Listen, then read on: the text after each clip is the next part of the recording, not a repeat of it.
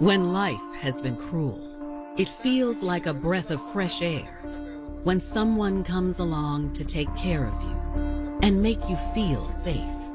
The euphoria of love impairs the senses and strips away vulnerabilities.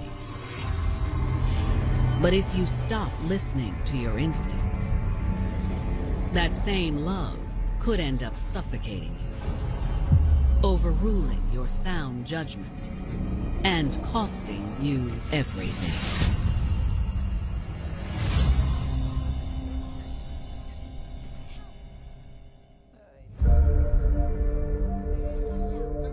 July 3rd, 2009.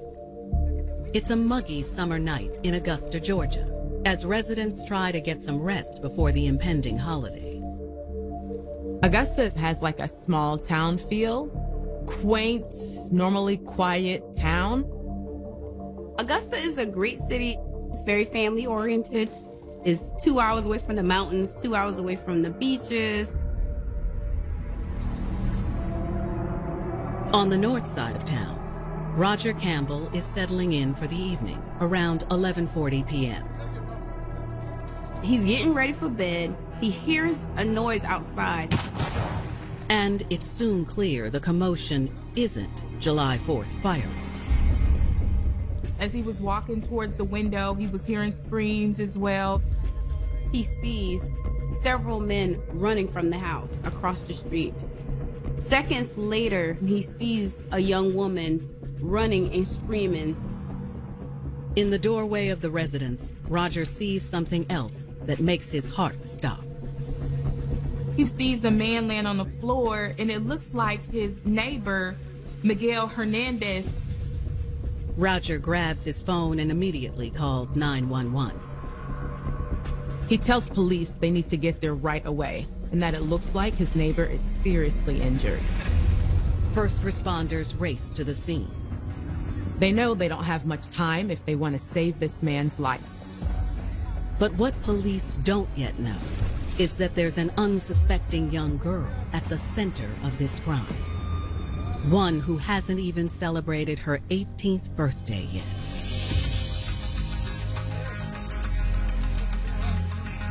As a young child, Cassietta Felton was given a stable, structured life. I got raised with my grandparents, actually. I didn't live with my parents. It was like church every Sunday, school every day, you're not missing a day of school. Cassietta received a lot of discipline and structure, but it was a lot of love, and she appreciated it all. She went to a great school. They lived in a wonderful neighborhood, and she just really loved being with her grandmother. But the structured upbringing Cassietta had become accustomed to eventually came crashing down. My grandmother got sick at the age I was 12 and a half, going on 13. Eventually, her grandmother was too ill to care for her. So she moves in with her mother and her mother's boyfriend. It really broke my heart that I had to go back because I didn't want to go back. My mother was living in a rough neighborhood that you call the hood. There was a stark comparison between the life that she had with her grandmother compared to the new life she has with her mother. Her boyfriend was an alcoholic. He did drugs. At the age of 13 and a half, he started doing some unusual stuff, like touching me. Cassietta decided she couldn't stay at her mother's home any longer. I packed my things and I left. She couldn't no longer take the sexual abuse. She needed to leave in order to find safety. She didn't know where she was going, but she felt like the streets would be better than living in a home being sexually abused. I went from house to house. I barely ate. Sometimes I ate, sometimes I didn't. It's some people that I hung around, of course, and that was women that were older than me. They was leading me in the wrong direction. like going to the club with fake IDs, doing drugs, having sex for money, just to survive because I was only 13. After 2 years of surviving on her own, Cassietta finally got a welcome request from her mother. Her mother was no longer with her abusive boyfriend, and her mother asked her if she would come home. When my mom decided to leave her boyfriend, all she said was, "I want you to come home." Although Cassietta was happy to get out of the street life, she still had very mixed emotions toward her mother. Because for 2 years, she lived on the street, trying to navigate life, trying to fend for herself. So when I got home, it got better. But that hurt was still inside of me. After everything she'd been through, Cassietta took on a protector role over her younger siblings. When she came back, it was like she never left. Cassietta was fun, loving, a sister that was just everything. She made sure we were okay. She was like a second mom when my mom wasn't there. And Cassietta would soon find someone she thought could be her protector. It all started one sunny day in the spring of 2008. One day, she was like, "Let's walk to the store." And I was like, "Okay, let's go." Every time we went to the store, we would walk in this neighborhood. So we just walking. And the next thing you know, these boys was trying to talk to me. And I was just like, I'm trying to go to the store. I don't have time. But there was one young man who caught Cassietta's attention. So he was boy out there cutting grass, dirty, everything. I thought he was cute. So that's who I wanted to talk to. The young man mowing the lawn was 16-year-old Brandon Steplight. Cassietta could not take her eyes off of Brandon. I could tell that we really liked each other because we both was nervous. And it took us a little minute to exchange numbers. And we kept smiling at each other. Like we could both feel that connection. After that day, Cassietta and Brandon became inseparable. Me and Brandon started off as friends, and as we started spending more time together, that's when our connection started getting even deeper. He stayed with his uncle, I stayed with my mom. I would never do no cooking. He would do all the cooking. So I would just eat and he cooked. And that's just how we connected, We would be around each other like every day. Cassietta introduced Brandon to her family, and they fell in love with him almost as quickly as she did. And on the surface, it seemed that Brandon was like going to be the best influence. Brandon was Cassie's knight in shining armor. In my mind, I was like, maybe he's a good match for her. Maybe she'll grow up, become the woman that she really needs to be with him, and they can just rule the world together. No one foresaw just how differently things would actually go. She had no idea how much trouble Brandon was about to rope her into. I just heard a whole bunch of commotion. Then I heard one gunshot.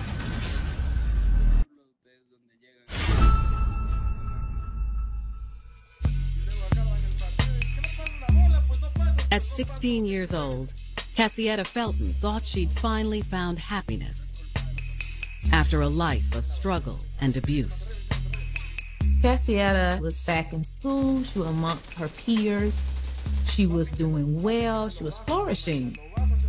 It was around this time that she began dating Brandon Steplight, who was also 16 years old.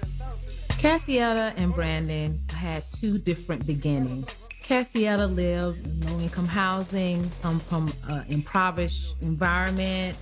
Brandon, he grew up as a suburban kid. So they did have differences, but it didn't stop their connection from growing.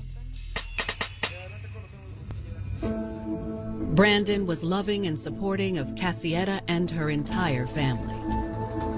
It would be times to where we really wouldn't have no food, and Brandon would get up and go get food for the whole house to make sure we eat and everything. But Brandon would soon show another side of himself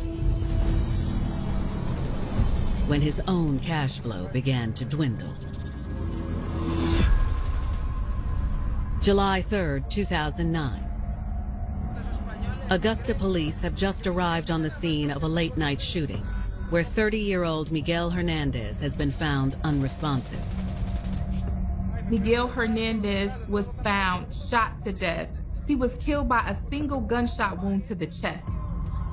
As CSI combed the scene for clues, detectives turned to the neighbor who called 911, Roger Campbell. So they did interview Roger Campbell there at the scene. Campbell tells them that he heard the gunshot, went out to investigate, to look to possibly see what happened, and as he's doing this, he sees several Hispanic males running from the scene, along with an African-American female.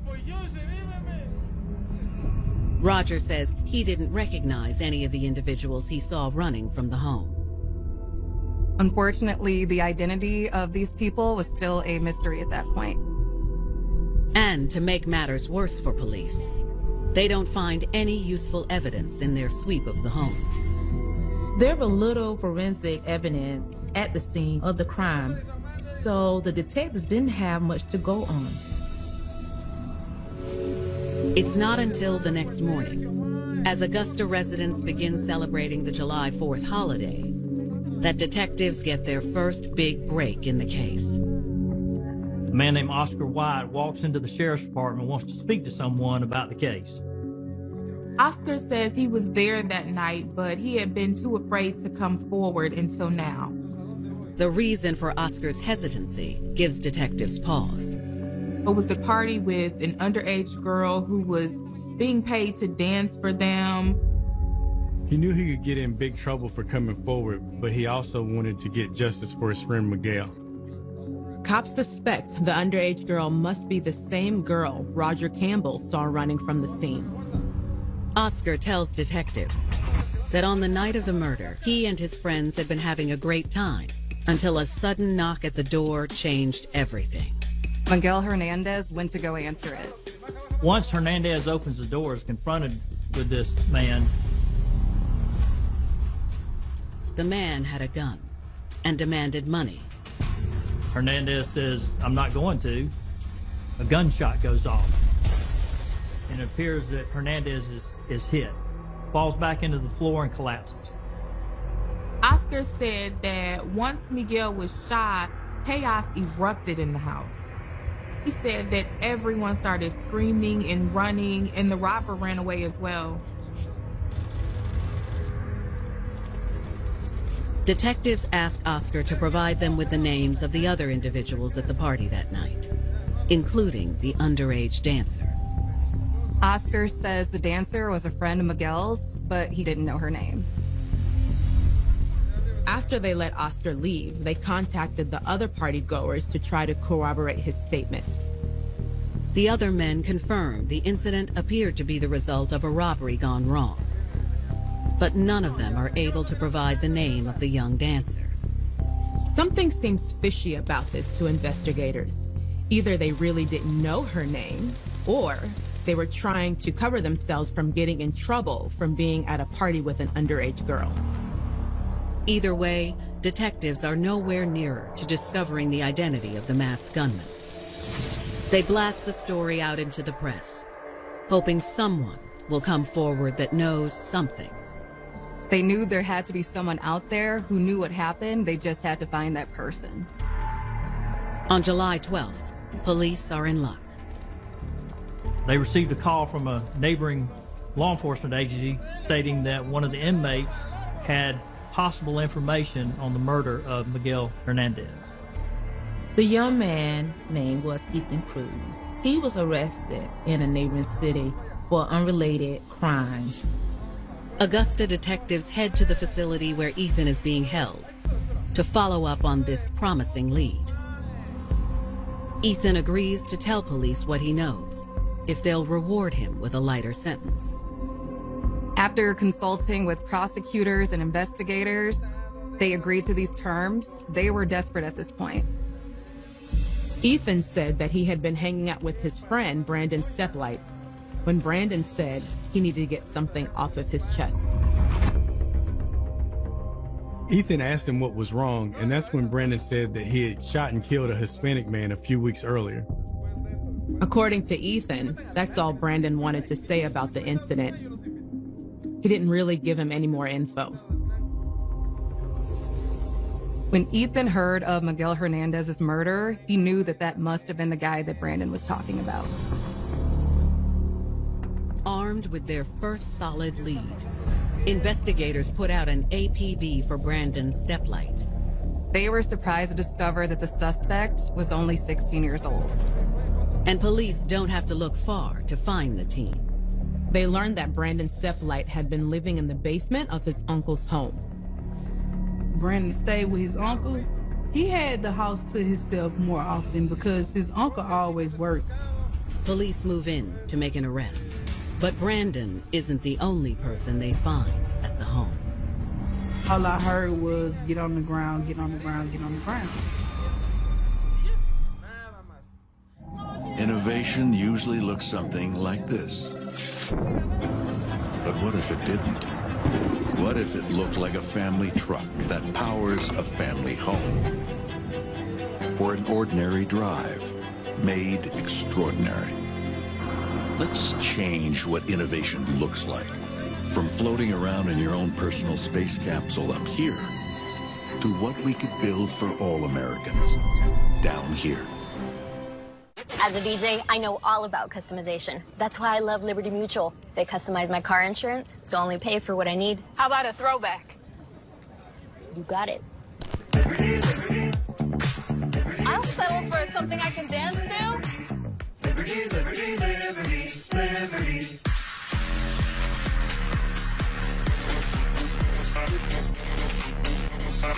Only pay for what you need. Liberty, liberty, liberty, liberty. At Capella University, we know the world is pretty smart. Wicked smart. So we made FlexPath smart enough that you can finish the bachelor's degree in business you've started in 18 months for $18,000. That's smart. Capella University. Don't just learn smarter. I told you I was going to win. With Windows 11, gaming performs to another level. Let's go! And when it comes to streaming movies, we haven't really experienced any buffering. It's so cool that we'll have access to movie theater level quality pretty much anywhere. Seeing it load up that quick, I was genuinely surprised. I can't believe there's no lag. I didn't realize how bad you were until I got these really good graphics.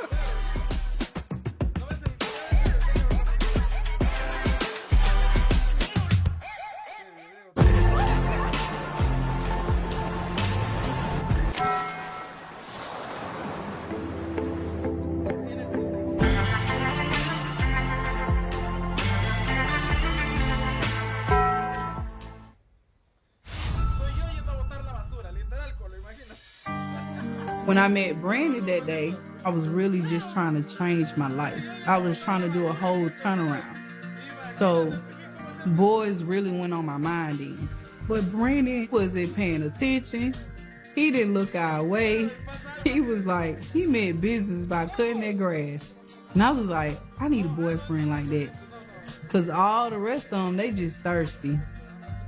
And they probably just don't want number one thing. So I said, I'm gonna talk to him. Never knew something bad was going to happen.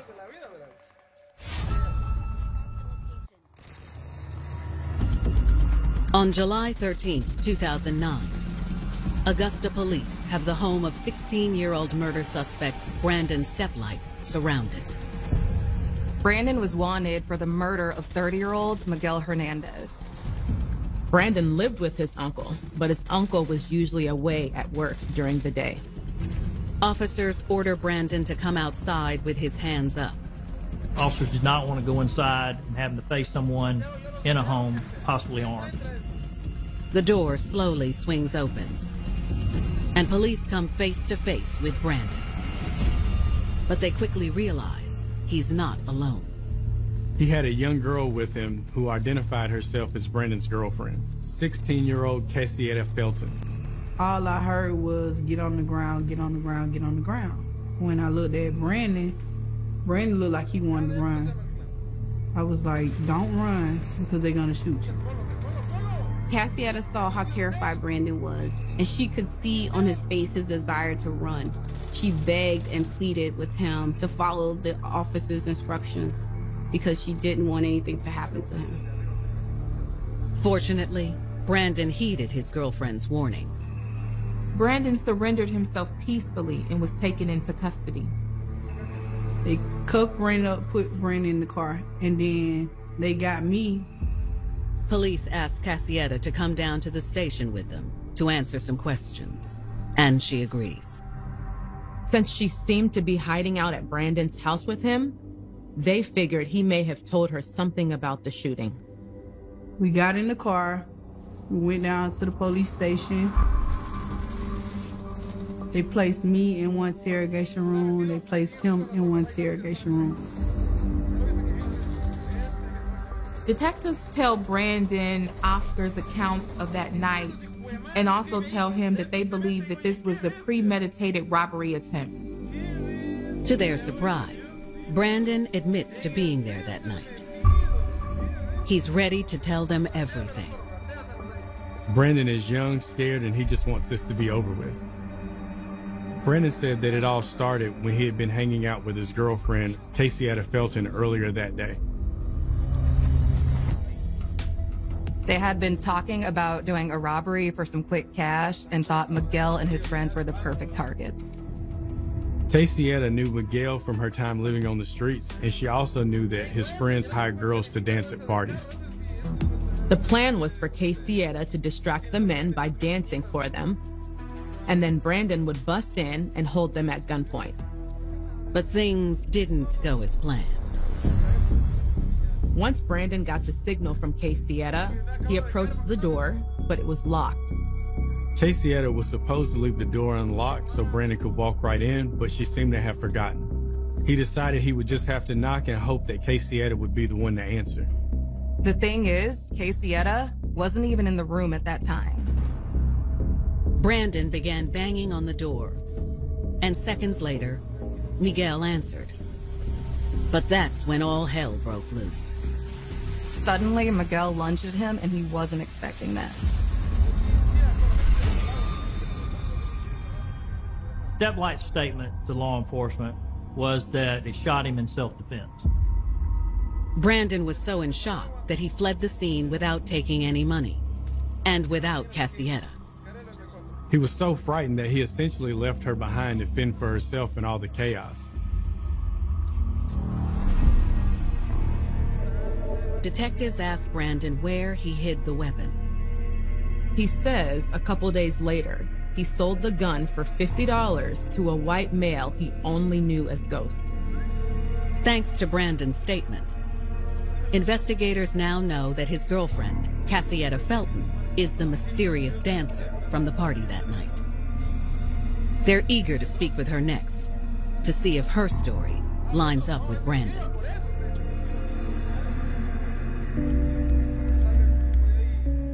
When they came to me, they asked me what was going on.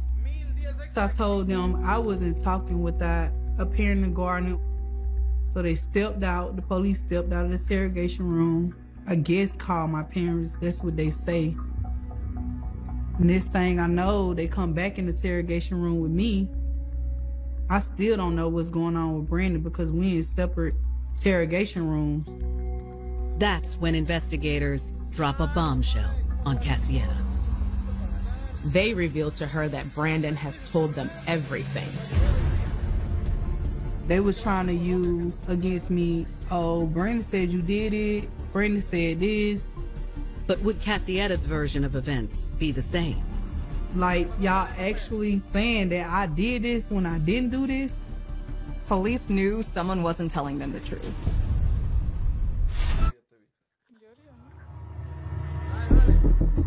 On July 13th, 2009, 16-year-old Cassietta Felton is being interrogated by Augusta police for her connection to the shooting death of 30-year-old Miguel Hernandez. Cassietta's boyfriend, Brandon Steplight, has already admitted to being the shooter. But he claims that she was in on the whole thing with him and helped him plan it out. Cassietta finds herself in an interrogation room with detectives telling her that she set up Miguel to be robbed and murdered. When detectives tell Cassietta that her man has thrown her under the bus, she's in shock. They asked me like, we know you did it, and stuff like that. Getting smart, they talking to me any kind of way. So finally I just get frustrated. Like, y'all actually saying that I did this when I didn't do this? I kept saying I didn't do it. Instead, Cassietta tells an entirely different story. According to Cassietta, there was no plan to rob anyone. She does admit that her and Brandon were in need of some quick cash, but robbery was never in their plan. Cassietta says Brandon knew she used to dance for money when she was living on the streets, and it gave him an idea. Brandon tells Cassietta, well, what if you start dancing again? Cassietta really didn't want to go back to this situation, but she was aware that this was an easy way for her to be able to attain the money that they needed. She had danced for some men before at this apartment, and she felt like she could go back and do it again. She didn't really want to do it, but if he felt that they really needed it, then she would do it. Brandon was her everything, and she wanted to show up and protect him like he had protected her. So she reluctantly agreed. On July 3rd, she went there to see if there was a chance that she could dance again for money. The men accepted Cassietta's offer and invited her inside.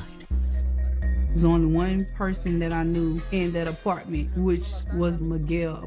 So when I went and danced, it was just supposed to be me dancing, getting my money, and leaving. But nothing that evening would go as planned. So everything was fine. Everything was okay. Miguel went to the bathroom. When Miguel went to the bathroom, one of the men had touched me a certain way. And I asked the man to stop touching me. He was very aggressive and mean with it. All of the sexual abuse and the exploitation that she experienced on the streets as a child came flooding back. Cassietta left the room and immediately called Brandon.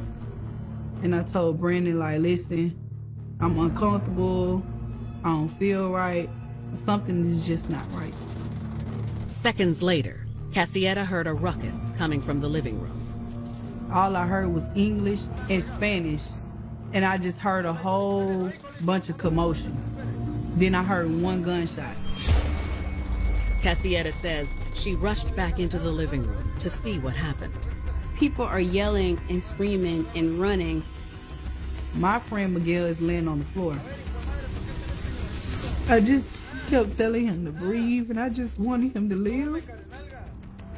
Even though she wanted to stay with Miguel and get him help, she got swept up with the others. Everyone is scared. No one knows who has a gun or who might get shot next, so Cassietta runs. I left. Then the next thing I know, on the way going out, I can hear the sirens.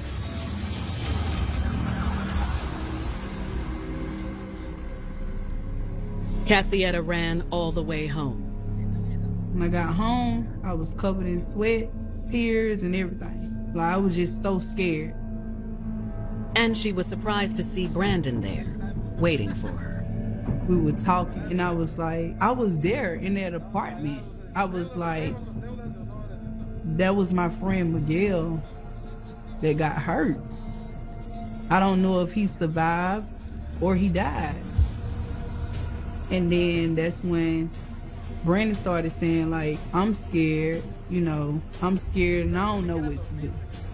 So at that point, I'm thinking in my head, like, we were both there the whole time. That's when it really sunk in that Brandon was the shooter.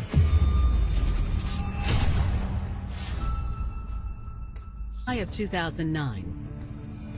Augusta detectives are sitting down with 16-year-old Cassietta Felton, who's being questioned for her part in a robbery gone wrong that led to the death of 30-year-old Miguel Hernandez. Cassietta's boyfriend, Brandon Steplight, has already admitted to being the shooter. But her story is pretty different than his. Brendan said that he and Cassietta had come up with this elaborate robbery plot, but Cassietta denies this. She claimed she had no idea anyone was going to be robbed, let alone shot. I thought that I was gonna be able to get there and dance and they pay me my money and I leave. But it didn't happen like that. Cassietta tells detectives that she was completely taken aback when she learned what her man had done. I was young, I was scared, and I was mostly hurt because someone had lost their life over nothing. I felt like real bad. Like, I even feel bad to this day now because I feel like I could have saved him. Miguel wasn't supposed to die.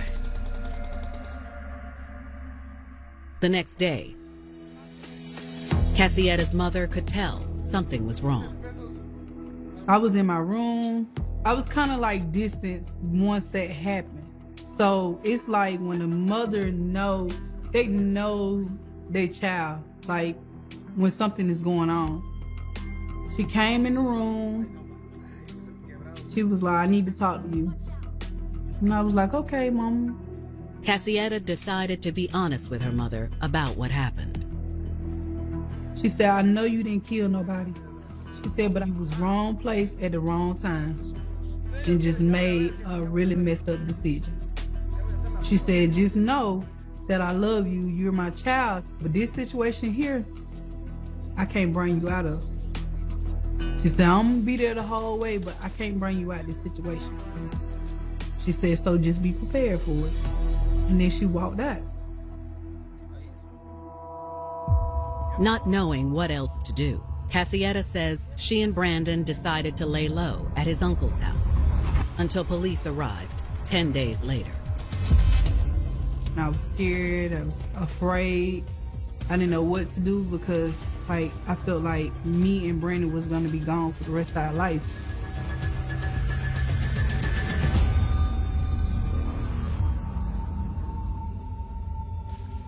Despite Cassietta's insistence that she was an innocent bystander in the crime, police charge her with first-degree murder. When the story came out that Cassie got arrested and she'll be going to prison, it was hard.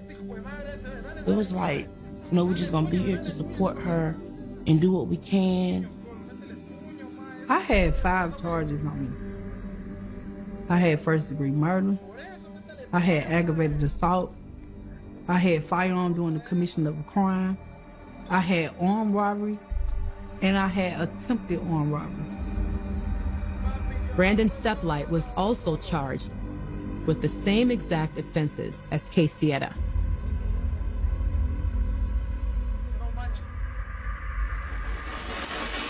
Cassietta struggles to adapt to life behind bars as she awaits trial. As her case makes its way through court, Cassietta turns 17. That means she's transferred out of the juvenile facility and into the county jail with adult inmates. She is afraid for her future. She doesn't know what's going to happen to Brandon, and he has been everything to her. But she's also grieving the loss of Miguel, who was her friend. My first lawyer was a woman. She was rude. She really didn't care. Every day she comes to visit me, she would tell me, oh, if you find guilty, you're going to be looking at life plus 45. My mother's sitting there crying. So finally, I just lost it. I was like, I don't want you as a lawyer. I will find another lawyer. And I told my mama to stop crying. It's going to be all right as long as we got God in our lives.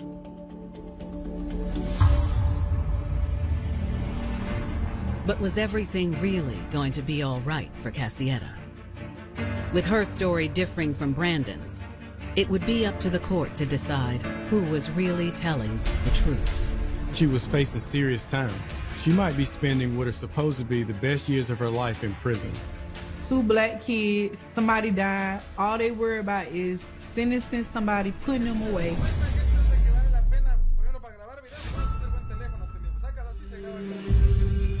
I did not shoot Miguel. I didn't want Miguel to be shot. I just wanted him to live throughout the situation. Miguel wasn't supposed to die. It still like eats up my conscience. I just want God to forgive me. I want Miguel to forgive me. I just want everybody to forgive me. His family to forgive me of what happened to him, because it wasn't supposed to happen.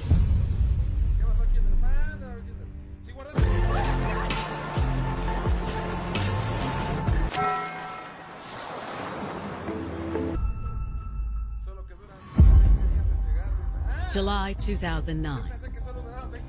16-year-old Cassietta Felton and her boyfriend, Brandon Steplight, have both been charged with the murder of 30-year-old Miguel Hernandez. Investigators decide to charge both of the teenagers as adults.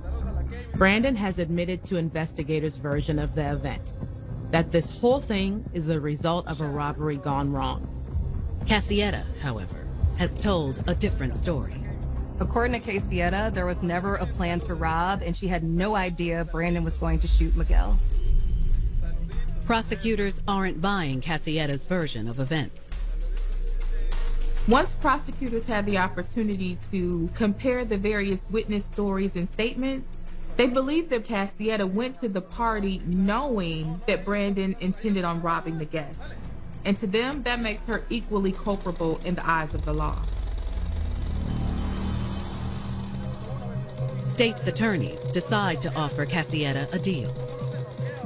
He came to me, he said, well, the DA want to drop all your charges and just offer you attempted armed robbery. The judge will decide 1 through 25 to sentence you. But in order for Cassietta to get the reduced sentence, she has to plead guilty to voluntary manslaughter. So I was just so tired and exhausted and just ready to get it over with. I had already been sitting in the county for like a year and some change. I talked to my mother. My mother said, well, Cassietta is better than having first-degree murder and all the other charges. So I went on and took the voluntary manslaughter. I really didn't have no choice. Brandon also makes a deal with prosecutors and agrees to plead guilty to first-degree murder. He was in court with me. We stand up to get sentenced. They placed us in front of the judge. The judge said, Cassietta Felton, read the charges. I give you a 15-12. Then he turned to Brandon and said, Brandon Denzel Steplight, I give you 30 with parole. To this day, Cassietta denies the version of events Brandon told investigators. 2 black kids, somebody died. All they worry about is sentencing somebody, putting them away, and that's it. She believes that Brandon was under duress while being questioned by investigators, and that's why he admitted to everything. Well, Brandon told me why he confessed.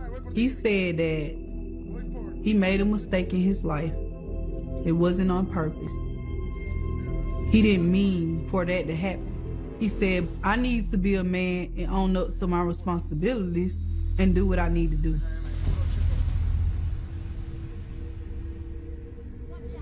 Once in prison, Cassietta continued to grieve the loss of her friend, her freedom, and her man. So when it came to the beginning of my sentence, I stayed in trouble all the time. And when you go to prison, you have to defend yourself. You have to fight, because if you don't, they're never gonna respect you.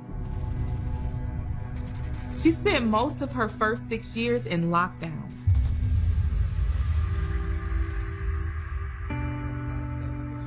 But after those 6 years behind bars, Cassietta realized she needed to make a change. That's who brought me through it. That's who got me through it. It was God. Cassietta decided to stop fighting and start pursuing her GED. I was like, okay, I'm gonna enroll myself in GED class. It'll be helpful for me because I really need it, you know, for myself. And then maybe when I get home, I could teach my brothers and sisters, you know. She would email me, good morning, I done read my Bible, I'm getting my GED, I done passed my classes. And when she told me that, I run to my mama, look, Cassie said she didn't pass her English and her math.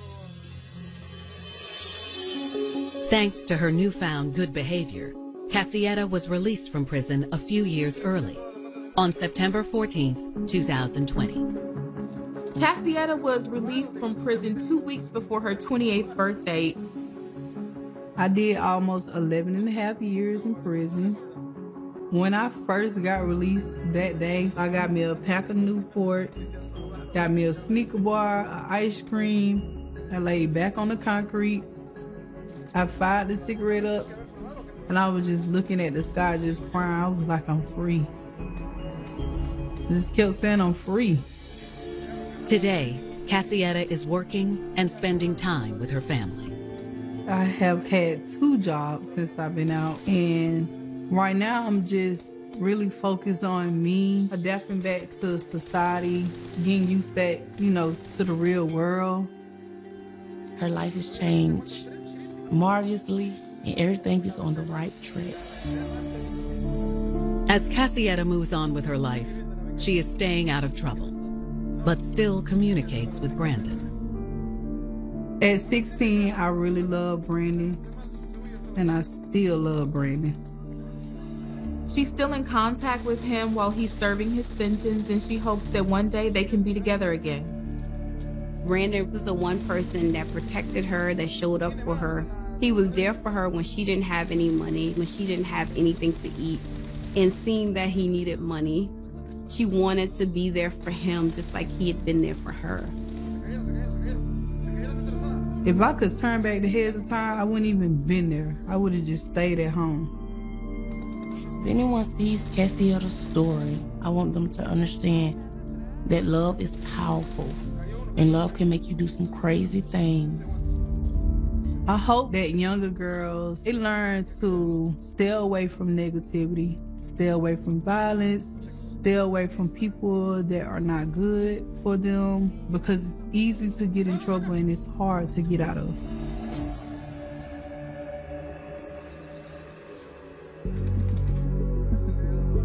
When you put your full trust in someone, it can be a slippery slope. Especially when you're young, it's hard to know what's best and to follow your conscience. But if you don't remember to listen closely, you could end up in a dark place you never expected. Teenager Courtney Brantley is raised by a single mother in a chaotic household. Courtney grew up in East Tampa. She had a rough upbringing, and she spent a lot of time with her grandmother, and they had a really tight and close relationship. When you go to your grandmother's house, what happens? Get away with anything. And that's kind of where Courtney was. By the time Courtney is in high school, she's struggling, both in school and in her personal life. Even though she tried to stay focused on her studies, she got distracted with partying and drinking, and by the time she reached her junior year, she dropped out of school. Courtney didn't have an easy childhood. This is a young lady who grew up in a very tough, difficult neighborhood. She tried to choose the right path, but it was really an uphill battle for her. Now a high school dropout, Courtney spends her days surrounded by trouble.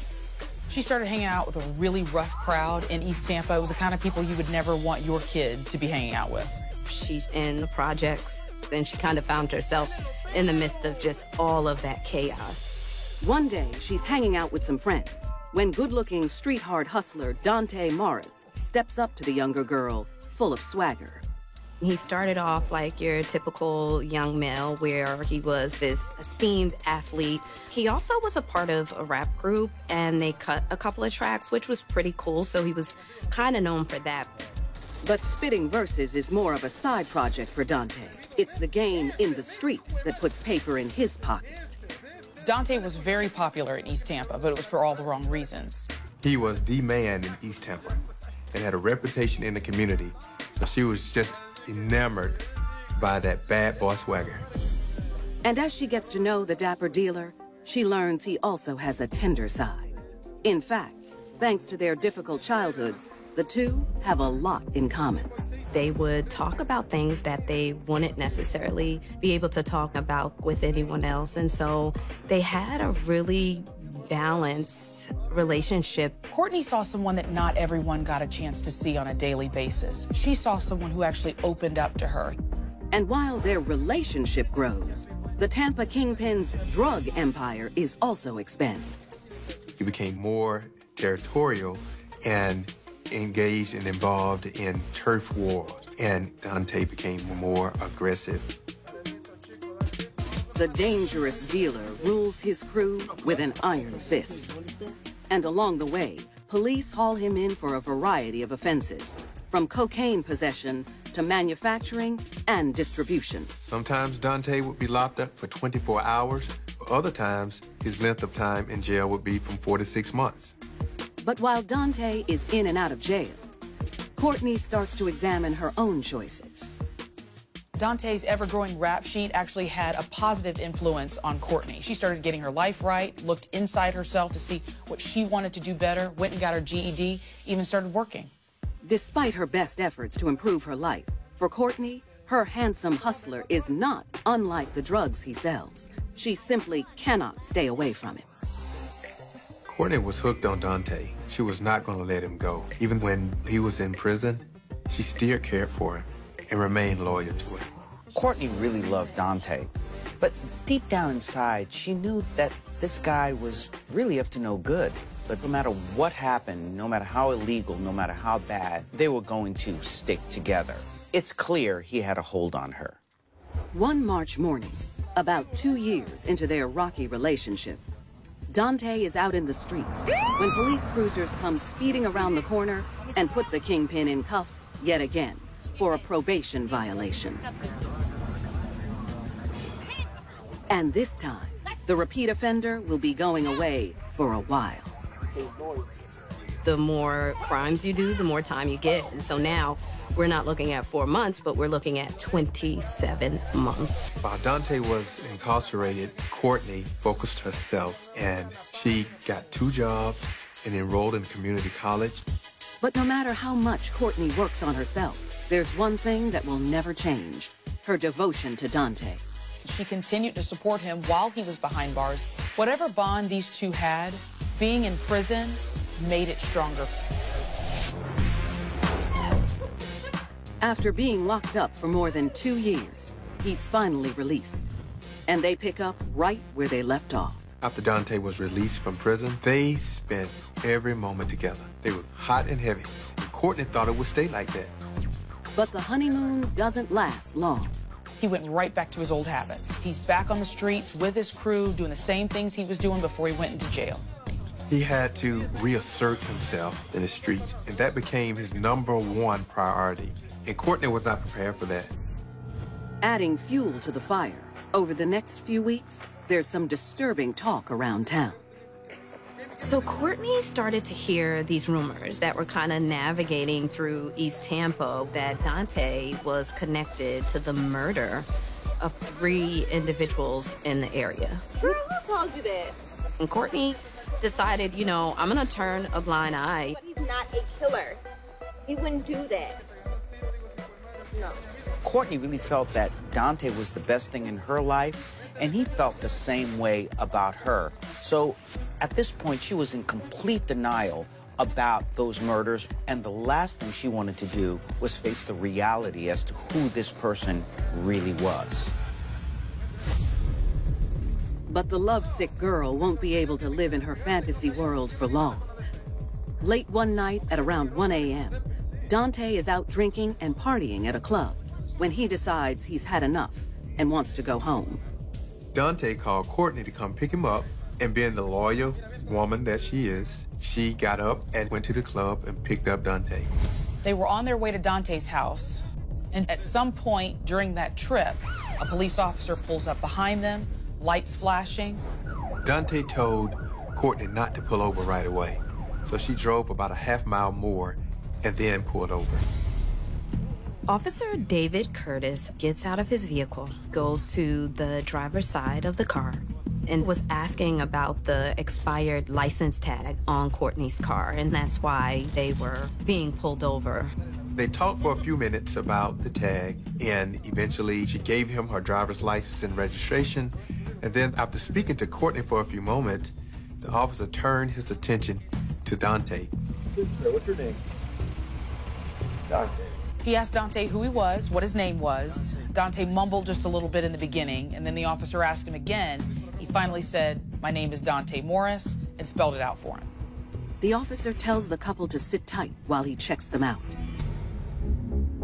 The entire time the officer is in his patrol car running all of the information, Dante continues to look in the rearview mirror to check behind him. He's getting even more panicked as the seconds go on, because in his mind, the police had figured out he was the one who had committed those murders, and now they're onto him. Courtney's trying to massage him and calm him down and basically let him know everything's okay, just calm down, we'll get through this. Moments later, a second officer, Jeffrey Kokab, arrives on the scene. And the already alarmed drug dealer comes completely unhinged. He turns to Courtney and he says to her, "I can't go back. I'm not going back." And it was at that moment Courtney noticed that Dante had a gun strapped to his waist. As soon as Courtney saw he was strapped, he pulled his shirt down to cover the gun. Dante is like, "It's going down. This is serious. I'm not going back to prison. That's not an option for me." Officer Kokab and Officer Curtis started walking up to the passenger side where Dante was sitting. Excuse me, sir. I'm gonna need you to step out of the vehicle. He got out, turned towards the officers. Turn around, put your hands on the hood. As he turned around, he pulled the gun out of his waistband and quickly shot both officers at point-blank range. Courtney screams Dante's name in rage. Get out of here! Get out of here! Dante ran into a field and didn't look back. Courtney didn't know what to do, so she just pressed the accelerator and took off.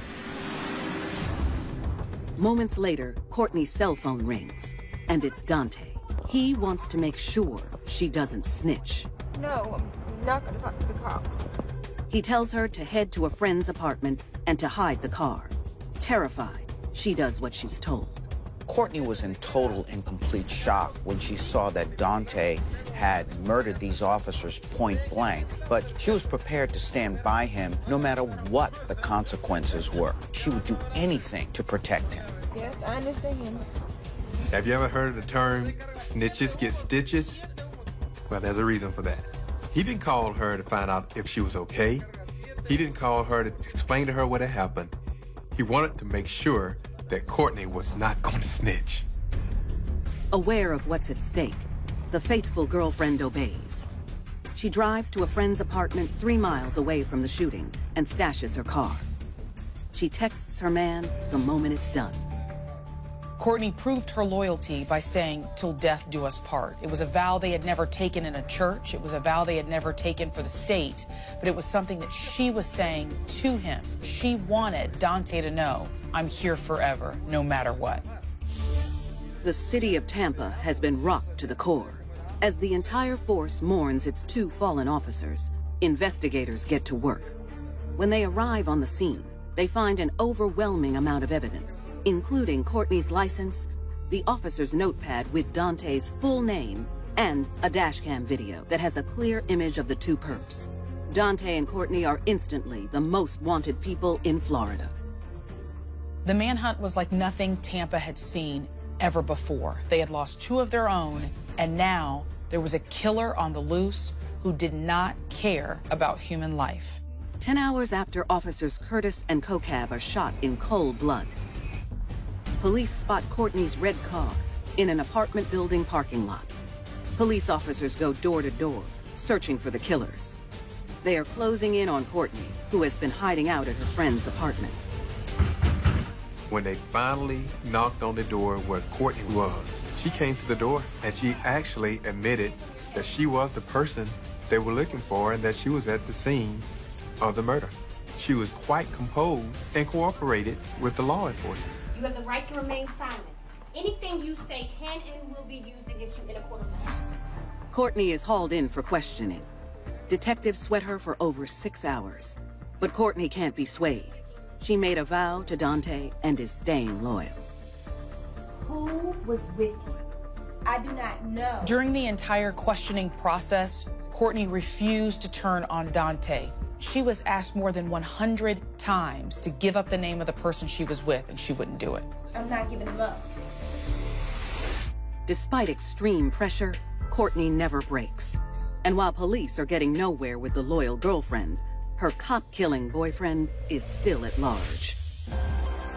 There were so many officers, authorities from different areas and different agencies all trying to catch Dante Morris. There was even a $100,000 reward being offered for anyone who could help with his capture.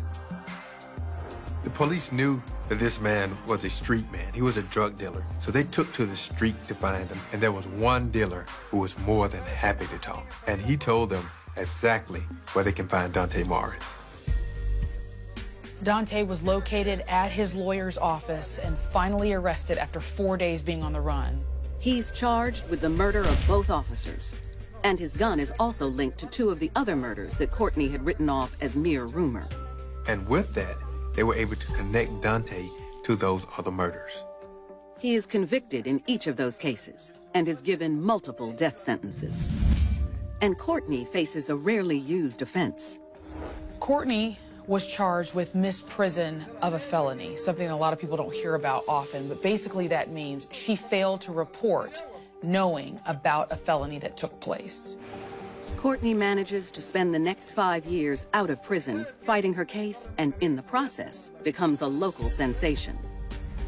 She became this popular media girl who was seen as, you know, fighting her case and kind of going back and forth with the court systems. But eventually she ended up being charged and sentenced to 1 year and 1 day. He was a selfish man. If he really cared about Courtney, do you think that he would have put her in that sort of situation? She loved him, but he loved the streets way more than he loved her. Courtney proved to her man that she stayed faithful till the bitter end. But really, what did she get out of it? She went from visiting her man in jail to actually now being incarcerated in jail. Hopefully, when Courtney's released, she'll be able to move in a positive direction once and for all.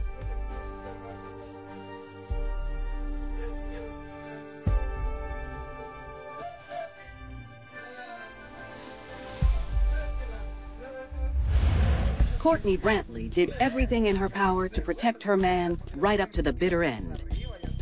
But in Indiana, how far is Regina Miller willing to go to clean up her new boyfriend's mess? In the small town of Muncie, Indiana, 36-year-old Regina Miller is doing all she can just to get by.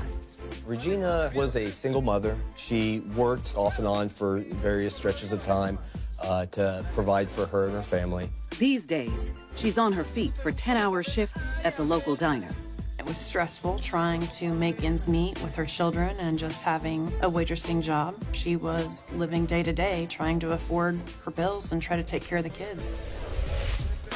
And the young mother has a lot of mouths to feed. She had multiple kids, although she wasn't very old. Because she started having kids so young, she had kids from elementary all the way up until the kids that were in the 20s. Her 20-year-old son does his best to help out with the younger ones while she's at work. But for the most part, Regina is on her own. Her house was pretty much in disarray, mattresses on the floor for the kids, food and a lot of dirty dishes. They had very little. Regina has never had a consistent man in her life. She would meet a guy, she would fall in love, and then she would get pregnant. And those guys never really stuck around. There are some women who perhaps have poor self-esteem. They feel that they don't deserve a really good man in their lives. We see that they look for the excitement in someone who has an edge, someone who can take them out of that humdrum existence that they have. But the struggling mom is not ready to give up on love. She still held out hope that one day she would find Mr. Right, and Mr. Right would not only accept her, but also accept all of her kids. Life finally starts to look up for Regina when she lucks upon the perfect house to rent for her growing family. Not only is it bigger, but it's cheaper. She finally found a place where all of her kids had comfortable space, everybody could live in that house, and they loved that place. The single mother is settling into her new digs when one day a young, handsome stranger comes into her life. Her new landlord's 24-year-old nephew, Terry Rutledge. The landlord came over to Regina's house, and Terry came with him, and that's how they met. She found him to be engaging and fun. He had a muscular type build. He was charming, a good time, fun to be with. The attractive younger man appears to be full of swagger and charisma, but in reality, he's no saint with a lengthy rap sheet. We were familiar with Terry Rutledge, and he had a record here in Muncie with domestic battery and theft. Terry has recently been released from prison and has been crashing at his uncle's home. But his shady past doesn't bother the older woman, who is 12 years his senior. Regina knew that Terry had been in prison, and she was obviously okay with that. And Regina is just the ex-con's type. He loved older women, and when he saw Regina, he knew he had to have her. Regina most likely accepted Terry, one, because he was someone who can take her away from that very boring life, but the other part of that, being that she was a loving mom, he had showed an interest in her children, and this, for her, was the complete package. The couple have a clear chemistry, and it's not long before their sexual tension turns into a physical relationship. Normally, Regina would be hesitant to bring a guy around her kids, especially so soon. But something about Terry, he seemed to like her kids, seemed to have a good relationship with them. One thing is clear, the young mom is head over heels for her rugged beau. And the next thing you knew, Terry was there all the time. They were spending nights and days, and Terry was becoming a part of Regina's life. But the bad boy is also a bit of a playboy. And he's not spending all his time with Regina. He's seeing other women on the slide. Terry had been involved with what we would kind of look at or label as maybe vulnerable women. Top on Terry's list is Tanya Ingram. And like Regina, she's a single mother of 3, but she's also a grandmother of 4. While Regina thought she was having a nice home with the man she loved, not only was Terry hooking up and having sex with her, but he was also hooking up with the grandmother as well, and neither one knew about each other. One chilly December morning, Regina sees her kids off to school. She kisses her love goodbye and heads out to run a few errands before work. While Regina was away, Terry decided that he wanted to play. Terry met up with Tanya. He accompanied Tanya while she was running several errands. And I think by all appearances, it looked as though they were a couple and they were quite chummy that day. Tired of shopping, Terry's ready to get Tanya alone. With the kids at school and Regina at work, he knows her house is empty. So he suggests they head over there. Terry and Tanya didn't have a vehicle, so they rode the bus a couple different times that day to different places. At some point, Terry talked Tanya into going to Regina's house. I don't know that Tanya knew that that was Regina's house, but there's no question that they ended up there in the early afternoon. Terry decided they were going to have sex before Regina got home. And the hot and heavy lovers don't even make it to the bedroom. They get down to business right on the couch in Regina's living room. He had the audacity to bring another woman into Regina's house. Who knows why Terry would do something so stupid, so disrespectful? Maybe he got a thrill from being able to manipulate the situation, or maybe subconsciously he wanted to get caught. And just as things are getting interesting, Terry hears a car door slam. At that point, Terry encourages Tanya to run down into the basement. Unless you're going to have a threesome, you're going to have to hide one girlfriend from the other, particularly when you're using her house without her knowledge. Terry? Confused, Tanya does as she's told. She didn't think twice about whose house they were in initially, but it's now crystal clear they are not in Terry's house. Tanya realized that she was actually at another woman's home, and she became upset. She wants to know what's going on. She's not being quiet like he wants her to be. Regina was supporting him. She was giving him a place to live. So he wanted to do everything he could to keep Tanya quiet so he could hide his secret. Because if Tanya met Regina, all hell was gonna break loose. With Regina standing just a few feet above their heads, Terry runs out of patience. Stop being so loud. He grabbed his arm around her throat, put her in a chokehold, and just kept squeezing. While attempting to keep her quiet, he strangles Tanya with one arm and puts his free hand over her nose and mouth to silence her. She's reaching up, trying to scratch his face to get him off of her. Tanya was fighting for her life. The two struggle for a few moments, but Tanya is no match for Terry's sheer force.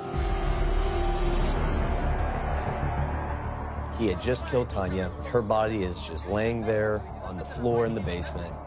Meanwhile, Regina is upstairs changing into her work uniform and hears nothing. She only entered the house for 1 or 2 minutes before she went to work. The killer ex-con is now alone in the house with a serious situation on his hands. He was essentially stuck at that house with a dead body and just was trying desperately to find a way to get himself out of there and possibly the body as well. Regina works a hard day at the diner, and the single mom has no idea of the horrors that have unfolded in her basement. Before she heads home, her phone starts lighting up. He texts Regina while she's at work and tells Regina, "I need your help, I need it fast." And they go from there. When she asks why, Terry admits that he's done something bad. And without her, he's going to jail. And the texts keep coming. One of the messages had to do with him wanting her to get a truck, and he also sent a message wanting to know how down she was with him. Although Terry had killed Tanya all by himself, here he is texting Regina, basically bringing her into this, trying to get her to help him clean up his mess. And the devoted girlfriend doesn't hesitate. Once Terry asked her for help, she dove right in. After Regina left work, she got a red SUV from another friend of hers, and then she goes right back to her house. He asked, she helped. When Regina arrives at her house, Terry has no choice but to show his woman what he's done. But you got my back, right? Once Regina got to the basement, she saw her man, Terry, standing over the lifeless body of this woman she didn't even know. At that point, Terry started singing this sad song to Regina, telling her that Tanya was trying to break them up and he was trying to keep things together. He laid it on real thick, and Regina believed him. With her children due back from school at any moment, Regina knew she had to act, and act fast. She knew she had to deal with the dead body that was in the basement, so she called her son's girlfriend over to babysit the kids while her and Terry figured out their next move. In need of help and a plan, Regina and her killer boyfriend head out to do some scheming at the one place where they do their best thinking. They thought going out to bars would help them find out if any of their friends or family were out, and then that they could, obtain some help. Right away, the couple finds someone they can trust. They run into a relative of Terry's, a man named Antoine. Terry decides that he's going to let Antoine in on the fact that he needs help. Antoine agrees, but the couple keep him in the dark about what exactly he's signing up for. It wasn't until they arrived back at Regina's house and ended up back down in the basement that Antoine learned that what he was going to be helping with was the removal of a body. Terry was a hardcore criminal. He had street cred. So we don't know if Antoine maybe felt that if he didn't go along with the plan, he was going to be hurt, or if he was just trying to help his friends deal with this situation that they were now in. With Terry barking out orders, the cleanup crew gets busy. Regina is all too willing to do whatever she can to help her man clean up his mess. Once they got into the basement, Regina, instead of backing out, she went to Tanya's body and started clipping her nails. They cut the fingernails off the victim so that DNA couldn't be found underneath her nails. They had stripped Tanya's body. They collected those clothes and clothes that had been worn by Terry at some point in time with his contact with Tanya and placed those all in a plastic grocery bag. With the cleanup complete, there's the tough task of getting the body out of the basement. At that point in time, Regina retrieves a shower curtain from the bathroom upstairs and brings it down to the basement. They then wrapped her in the shower curtain and attempted to carry her body up the stairs, through the kitchen, out the back door. Terry and Regina loaded Tanya up inside the SUV. Now, at this point, Antoine must have been freaked out by it all and said, "I've had enough, I'm out." Antoine leaves the couple to handle the rest. They drive off into the darkness. Regina helped Terry try to clean up this crime scene because she was really devoted to him. She would do anything, even becoming part of a murder scene. In the early morning hours, they drive around town, looking for a remote place to dump the body. But they're running out of time. They've been working through the night, so the sun was about to come out. And the last thing they wanted to do was be caught in a car in the daylight with a body inside. So they panicked. They pull over and simply dump the body on the side of the road. Then, she watches as Terry douses his victim in gasoline. And then he just set her on fire. With the cleanup now complete, they take off. But it's not long before motorists come across the chilling scene. Eventually, people start to notice something is on fire alongside the road. One of those individuals finally calls 911. Delaware County 911. Yeah, there is a person burning. She's dead, she's laying there, she's on fire. Police respond to the multiple calls, and when they arrive at the intersection, they find a grisly scene. Tanya's body was actually wrapped up in a shower curtain, and that's how she was disposed of, and that's how she was set afire. When the police first were called, her body was burning. The police actually had to use a fire extinguisher to put out the fire. In a city the size of Muncie, you have crimes that happen, but there was never a murder this brutal where a woman was killed, her body dumped on side of the road and then set on fire. After helping him clean his mess the night before, Regina drops Terry off at his uncle's and returns home. Later that morning, she sits in her house alone, and the severity of the situation sinks in. After Regina realized what she had done, she decided to take action. Regina decides that she's actually going to go to the police and tell them that she had been forced to help Terry move this body. So she called up her babysitter, and she had the babysitter come and get her kids and get them out of the house. Regina actually, still wearing the bloody clothes from the night before, walked to the police station. By the time she got there, she was sweating. She was a nervous wreck.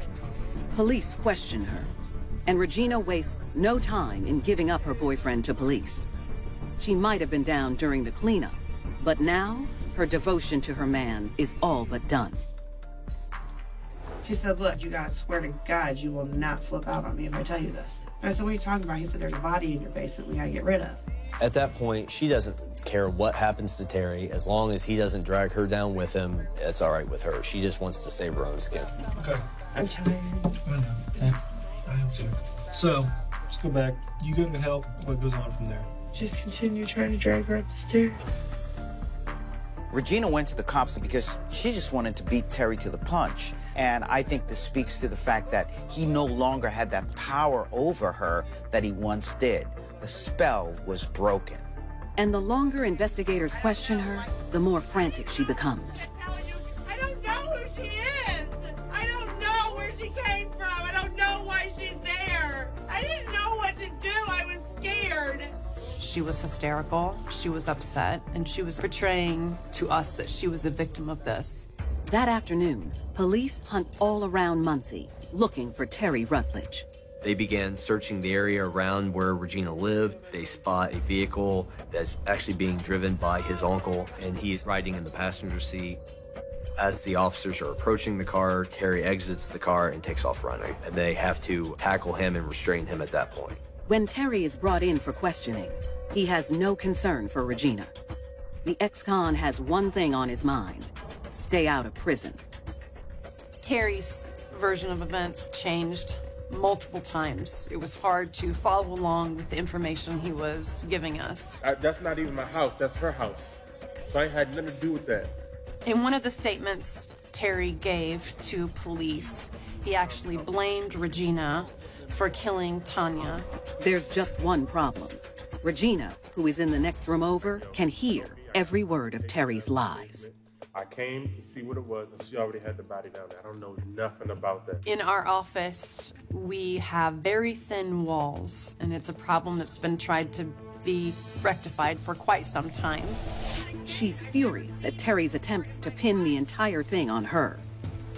Terry was giving the police one statement. Regina was giving the police another statement, and they weren't coinciding whatsoever. So we just decided to put them face to face with each other. When Regina arrives at Terry's interview room, they get much more than they bargained for. She was yelling at him, she was cussing, she was screaming, she was crying. I'm dead serious. You're gonna do my kids like this for real? Tell me what day this happened on, because I sure the hell wasn't with you. Not up like that. No, thank you. Pretty clear that the love affair was over and that Regina was going to take care of her butt and didn't care what happened to Terry. Once cooler heads prevail, Regina tells the officers there's someone that can back her side of the story. The man that assisted in the cleanup, Antoine Warren. She told them about Antoine and how he was involved in all this. Police brought him in for questioning. Antoine didn't hesitate to tell police everything. Antoine's version of events lines up with Regina's, and police finally believe they have the full story. They arrest both Terry Rutledge and Regina Miller for the murder of Tanya Ingram. In exchange for his cooperation, Antoine is given a plea deal and is given 2 years in prison and 2 years on probation. Terry Rutledge is found guilty on all charges. He is sentenced to 62 years on the murder conviction and 3 years for obstruction of justice. Regina is found guilty on charges of assisting a criminal and obstruction of justice. She is sentenced to 6 years plus an additional 18 months for both charges. Regina's biggest mistake was being involved with Terry Rutledge in the first place. This was a story about a woman who would do anything for love, and in the end, love caused her world to come crashing down. Obviously, Regina wasn't perfect. This was a woman who had very poor self-esteem and therefore made a lot of wrong decisions. That poor self-confidence landed her in the arms of Terry. And in the end, it was this love that led her to her downfall.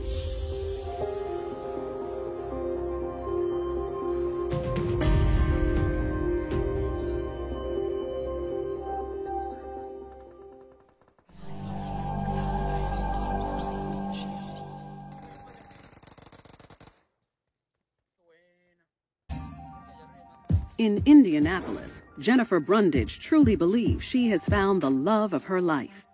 They loved each other. They had discussed spending the rest of their lives together. But when distance threatens to keep the lovers apart, she goes to great lengths to hold on to her man. He was gunned down for no reason. Could have backed away from this plot. She was committed to do whatever it took, even if it meant committing murder. She got caught up in the love for her man. And later, in New Jersey, Sade Harris has always played by the rules growing up. She had never been in trouble before. Until she meets a man that takes her on an unlawful ride. And tapped into an emotion that he wants to exploit. She was just infatuated and she was just going along for the ride. There are hundreds of thousands of women in prison at any given time in the U.S. These are the true stories of women who committed heinous crimes in the name of love. For my man. In her hometown of New Palestine, Indiana, 17-year-old Jennifer Brundage has lived the sweet life. Jennifer had a good relationship with her family. She had both parents at home. She had a very well-to-do, comfortable childhood. She lived in a nice area, nice homes, a lot of really, professional people that are well-educated, have a lot of advantages, and she was a pretty good student in school. Even though the straight-A student seems to have it all, she still longs for something more. Some of the other girls in the class seem to be a little more popular than Jennifer, but overall, she's looking to explore more of a social life. But that's proving to be a bit of a task in this sleepy town. There's not much to do in New Pal other than whatever there is to do in high school. She always wanted to go to the big city, which around here is Indianapolis. There are some people who are very content to be in their small towns because it gives them what they need for their soul. But then you have other people who are afraid of being stuck, if you will, in a small town. They dream of the adventure of the big city. Her dreams are one step closer to becoming a reality when she graduates high school and gets accepted to Indiana University's School of Business in the fall. Until then, Jennifer samples all that Indianapolis has to offer just 30 minutes west. Jennifer was really eager to just start a new life and just have some new experiences. So she found a group of people in Indianapolis who she was having fun with. They were different. On a night out with her new friends, she meets 19-year-old Kenneth Kelly. He was someone that Jennifer had never known, had never experienced. He was a young African-American male who was nice to her, gave her attention, and probably made her feel special. Kenneth appeared to be relatively well-adjusted, and those people close to him would say he had a certain type of charisma or charm about him. But unlike Jennifer, Kenneth couldn't afford to go to college after high school, so he waits tables at a local restaurant to make ends meet. He's from a pretty rough background, a pretty rough neighborhood. A lot of his friends have been arrested or have gone to jail. He does not have a criminal history. However, he has struggled to really move forward in his life. Everyone loves him. He's a really nice and likable person. Though Jennifer and Kenneth come from different backgrounds, they're quick to merge their worlds.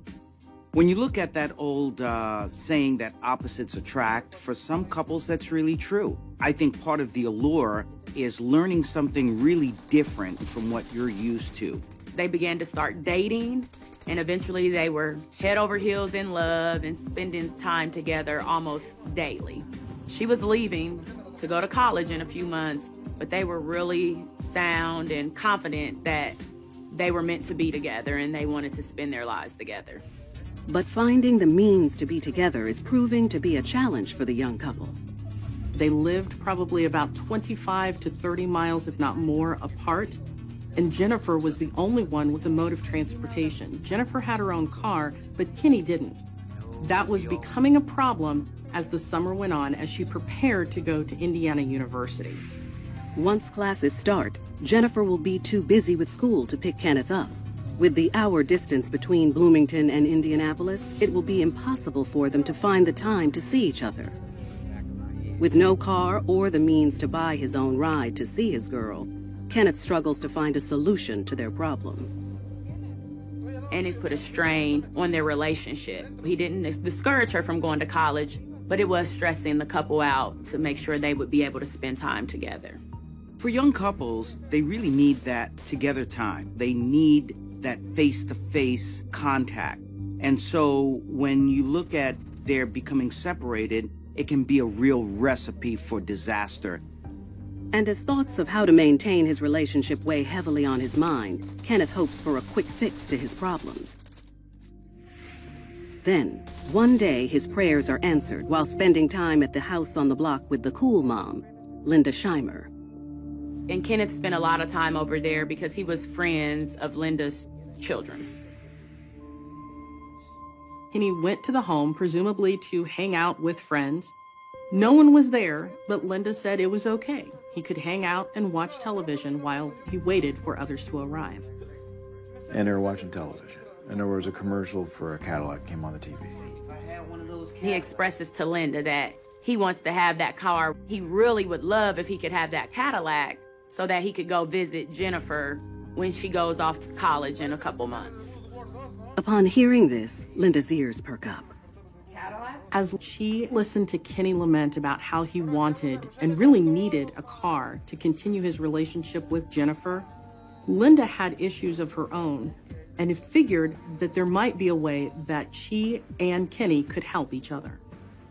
This was an opportunity that Linda had been waiting for, and she finally found someone who she could pray on to help her complete her sick and twisted idea. With that, Linda offers Kenny a very dangerous proposition. And with a little help from Jennifer, her devious plan can go off without a hitch. She was committed to do whatever it took, even if it meant committing murder. This is a sick, twisted plot.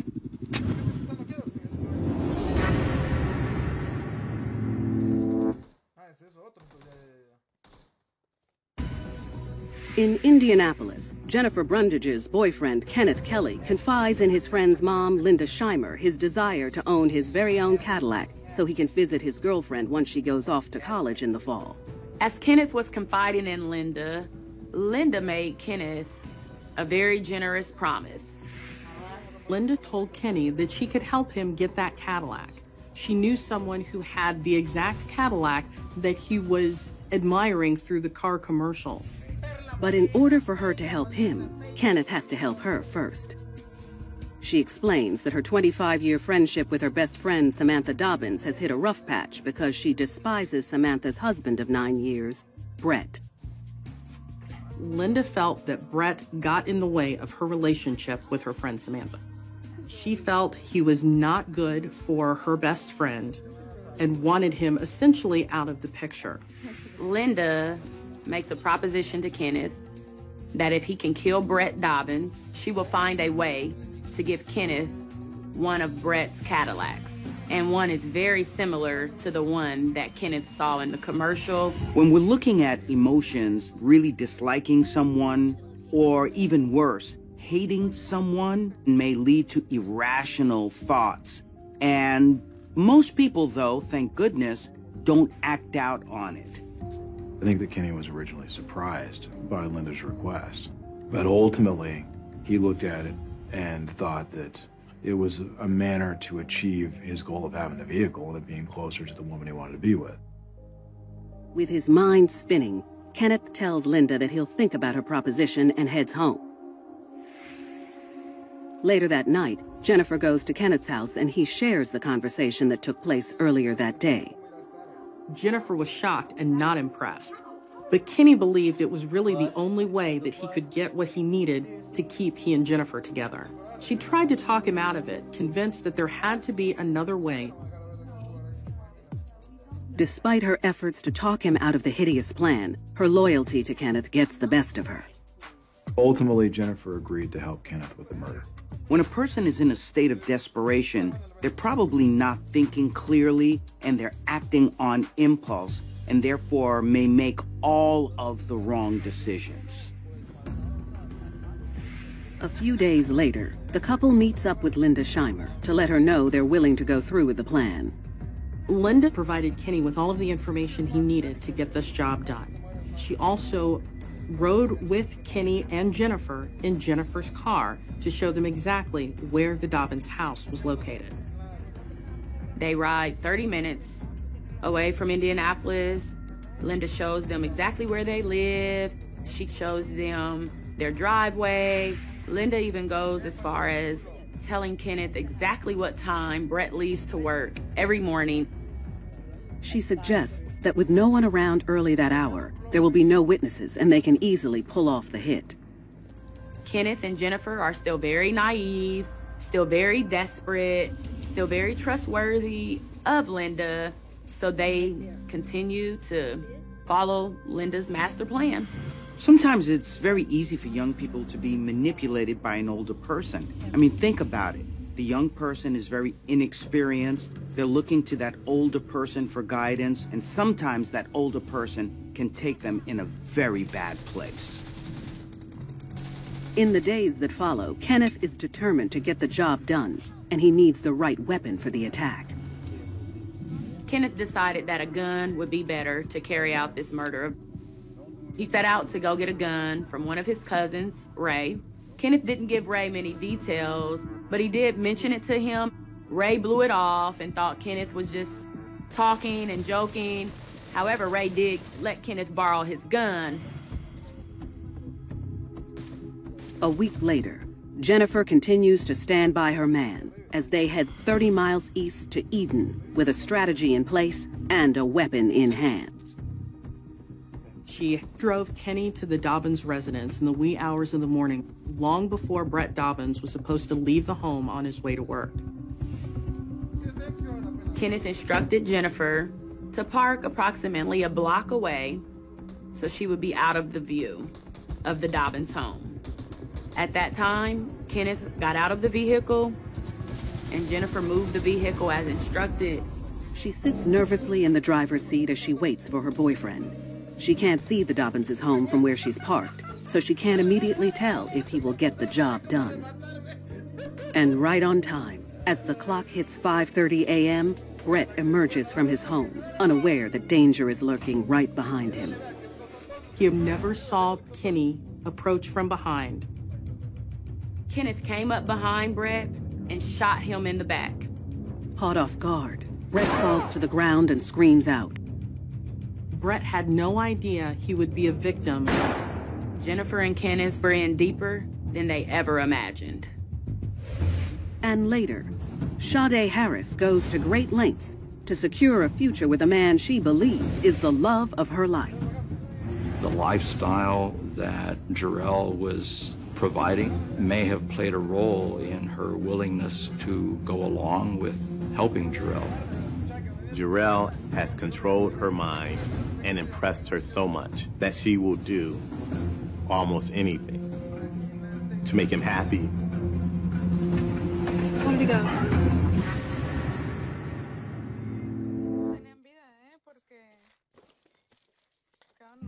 In the early morning hours in Eden, Indiana, Jennifer Brundage and her boyfriend, Kenneth Kelly, have just carried out the planned hit on 55-year-old Brett Dobbins outside of his home. Kenneth shot him in the back, and then Mr. Dobbins fell to the ground. He then began to scream in pain. Kenneth then returned and fired another shot, after which there was no more sounds from Mr. Dobbins. Once he's sure that Brett is dead, Kenneth runs back to the car where Jennifer awaits nervously. In his haste to make a quick getaway, he forgets to place the small bag of marijuana Linda had given him on Brett's body. Kenny's only concern was leaving the scene as quickly as possible. Kenny jumped in Jennifer's car. Jennifer looked at Kenny and said, "That was loud. I could hear him screaming from here." Jennifer was concerned that if she heard it, someone else possibly could have heard or saw something as well. We gotta go. The two immediately flee from the scene. They quickly got out of the neighborhood and they were hungry, so they went to a fast food restaurant, and then they left there and went back to Kenneth's home where they took a nap. Back at the Dobbins residence, a phone call wakes up Brett's wife, Samantha, around 7:30 a.m. Hello? Brett was known for being on time every time at his place of employment. When his boss called the family to find out if something had gone wrong, Samantha went outside to see if his car was still there. That's when Samantha found her husband, Brett, dead in their front yard. She was horrified, shocked, and devastated when she found her husband dead on the ground. They didn't have any known enemies. They were in a nice, quiet neighborhood. Brett was on his normal daily routine, so to see that your husband is gunned down in your driveway is very frightening. She immediately calls 911 as neighbors begin to pour out of their homes to investigate Samantha's loud cries echoing through the street. Once the police arrived, they scoured the neighborhood to see if they could find anything. The only evidence found at the scene were shell casings from a weapon. Meanwhile, Jennifer and Kenneth continue to lay low in Indianapolis. After Kenny and Jennifer woke up from their nap, they went to Linda Scheimer's house to inform her that they had, in fact, done what she had asked them to do. After giving Linda the lowdown on Brett's murder, Kenneth asks her when he'll get the Cadillac that she had promised. Linda told Kenneth that they needed to wait so that no one would be suspicious. She also probably didn't think it would be a good idea to ask her best friend about a vehicle when her husband had just been murdered. The teens leave Linda's home and pretend the day's events never happened. A week later, Jennifer leaves for Bloomington to start her freshman year at the university, while Kenneth remains in Indianapolis. Despite the guilt they are feeling, both agree to never speak of what they have done. But before they can fully move on, Kenneth has to make sure he gets rid of anything that can trace the murder back to them. Kenneth returns the gun back to his cousin Ray. Having no idea that the gun had bodies on it, Ray puts the gun back in the glove compartment of his girlfriend's car.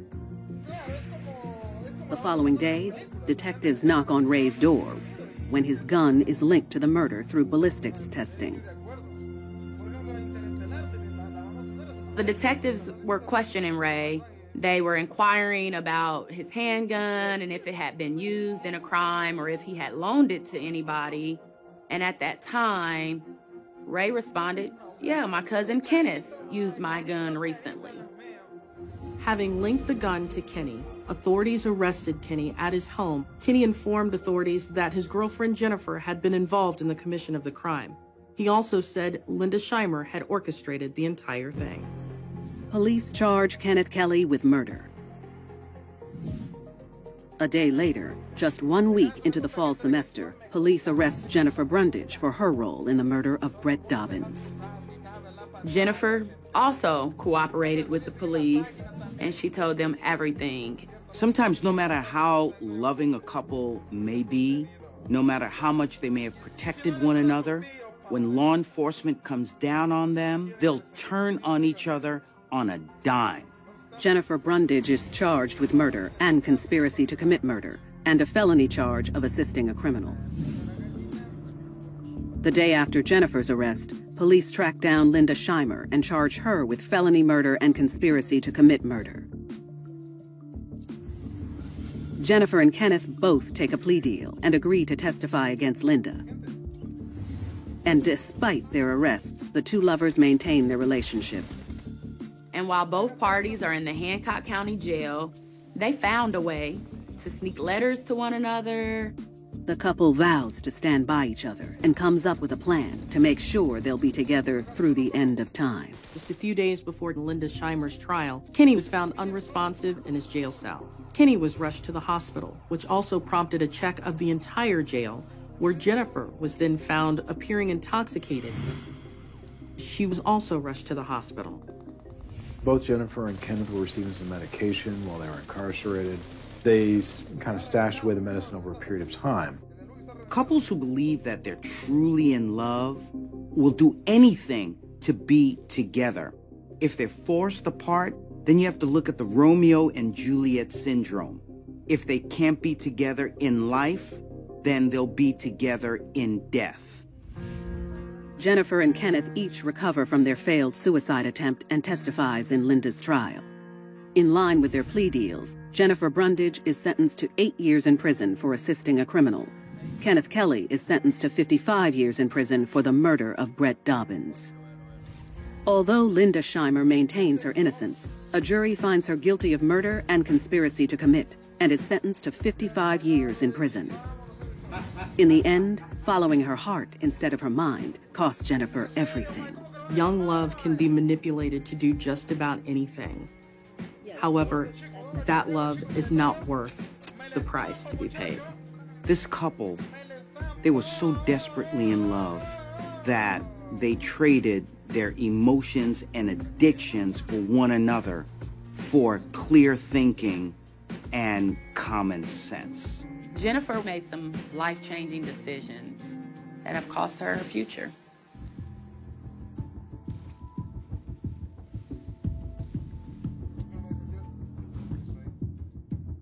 Jennifer Brundage risked her freedom and her all for the deep love she had for her man. 700 miles away in New Jersey, Sade Harris's desire to secure a life with her new boyfriend puts her promising future in jeopardy. Hailing from a loving household in Trenton, 18-year-old Sade is a typical teen who plays by the rules. Sade was known to be a good student, had never been in trouble with the law, and had come really from a solid middle-class background. Her mother and father both worked, held full-time jobs. I believe her father was in his position for 20-plus years, if not longer. After graduating from high school, she enrolls herself in college while still living under her parents' roof. Sade entered a community college where she was pursuing a degree in nursing. But by her junior year in, she hits a bump on the road. She became pregnant. She continued in her studies despite the fact that she was a single mother. That must have been very challenging because nursing is certainly not an easy degree. When people have a goal or a dream that they want to achieve, they really work very hard at it. And the more roadblocks thrown in their way, well, it just motivates them to work that much harder.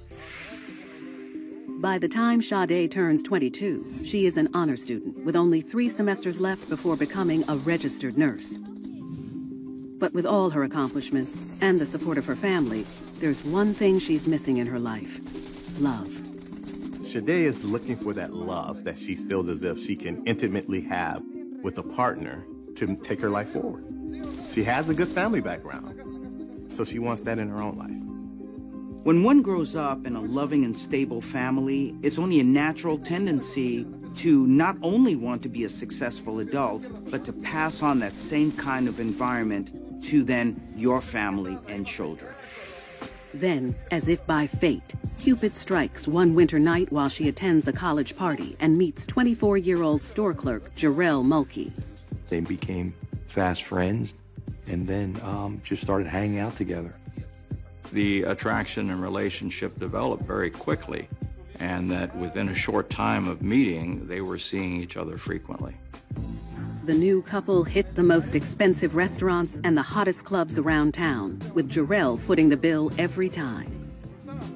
Jarrell was clearly spending a lot of money on her, and she apparently enjoyed that. The source of his money was never a question, as far as I know, in her mind, even though the amount of money that he was spending might be more than one would think a salesman in an apparel store could make. But what Sade doesn't realize is that her new beau has a deep, dark secret that enables him to afford his expensive lifestyle. He entered the bank, presented a demand note indicating that he had a gun. He left the bank with approximately $4,000. Sade had no idea of the potential dangers to which this relationship would expose her. What she doesn't know could cost her everything.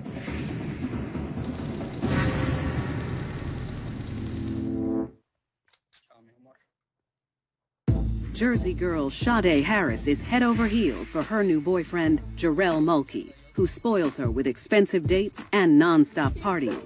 But she's in the dark on how he seems to have a never-ending flow of cash. She may have some questions as to where the cash is coming from, but she's pushing that aside at this point. Sometimes in new relationships, we don't tend to see the imperfections of that new partner because in many ways, we want to keep that feeling of love and excitement. Then, a few days later, Sade leaves her house to pick up Jarrell. He asks her to drive him to a bank so he can make a withdrawal. But on the way there, he makes a joke that catches her off guard. I was like, let's go in and rob the bank right now. Mulkey indicated, hey, what would you think if I robbed the bank? She just kind of laughed and said, you wouldn't do that, would you? Thinking nothing of it, Sade parks the car in front of the bank as Jarrell walks inside. Jarrell enters the bank without a disguise and hands the teller a note. The note says, I have a gun. Give me $3,000. Don't push the alarm. He was given a sum of money and exited the bank, and Sade drove him away, not aware that he had actually just committed a bank robbery. That old saying that ignorance is bliss is really true. It's just easy to turn that blind eye and just keep on going, or as we say, just go with the flow. The pair walks away with $4,000 and celebrate. They have a romantic dinner for two. The following week, Sade is blindsided when Jarrell heads out of town to visit family in Houston, and the two agree to take a small break in their relationship while he's gone. And without skipping a beat, he plans to make sure his wallet is full while he's there. After arriving in Houston, Jarrell established contact with a female acquaintance named Latasha Weber, who some people would describe as an on-again, off-again girlfriend. Not knowing his real intentions, she drives him to a bank, thinking he's going to cash a check. She remains in the car as he walks inside and employs his signature move. He successfully walks out of the bank with more money than he came in with, but that's not enough for him, and decides to hit another bank a couple days later. While we obviously don't know for sure what was in his mind, the fact that by this time he had already committed a number of bank robberies and had been successful in doing so suggests that he was going to continue on this pattern. In 1 month, he's robbed 2 banks and got $9,000 in cash. Back home in the Garden State, Sade busies herself with school while her serial bank robber boy toy continues to make moves. She probably had no idea what was happening. When someone is in love, they want to keep that good feeling going. They will tend to turn a blind eye. For Sade, it was out of sight, out of mind. She could have gotten out of the whole thing because she didn't know anything was happening anyway. For the next month, Jarrell parties it up with Latasha, having little to no contact with Sade. But eventually, he knows it's time to go back home. And when he arrives back in New Jersey, Sade's there with open arms. Things seem to be going well at this point for Jarrell and Sade. He's been doing well financially, and there's nothing that says that there's been any break in the romanticism of their relationship, despite what may be going on and off with Latasha in Houston. After a little over a month of dating on and off, the money begins to wear down, and Jarrell knows it's time to do another bank job, but he's going to need some help. So he decides to fully let Sade in on his money-making scheme, and she assists him in the next hit. He's kind of taking advantage of her mind and her innocence. He's got control of her thought processes, and she's very, very open at this time to do a lot of things that he says do. She was probably lulled into a false sense of security and would do things that she normally wouldn't have done. Willing to do anything for her man, she agrees. And a couple days later, around noon, with Sade at the wheel of her own car, the couple arrives at a bank in Lawrenceville, just outside of Trenton. He instructs her to go in the bank and get a deposit slip. Sade nervously follows his instructions, goes into the bank, gets the deposit slip, comes back up to the car, gives the deposit slip to Jarrell. He then subsequently fills out the slip indicating that this is a bank robbery, I have a gun, and goes in and passes that slip to the teller and robs the bank. Jarrell casually walks out of the bank with $1,900 in his pocket and joins Sade, where she's been waiting obediently. Once she has had a chance to calm her nerves, she whisks them and their loot away. At this point, considering Jarrell's success rate in robbing banks, and now he's enlisted a new partner, we don't know what could be next. With banks throughout Jersey on high alert, the new dynamic duo is just getting started. Engagement with this activity with Jarrell, Sade was taking risks far greater than I think she imagined.